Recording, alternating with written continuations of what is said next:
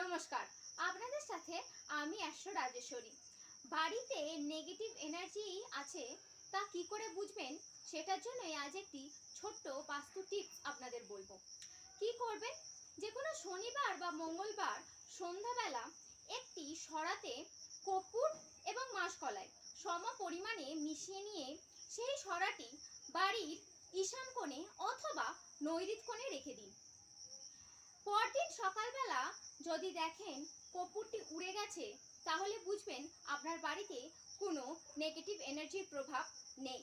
কিন্তু যদি মাসকলাই ও কর্পূর একই রকমভাবে থাকে, তাহলে বুঝতে হবে আপনার বাড়িতে অবশ্যই নেগেটিভ এনার্জির প্রভাব আছে।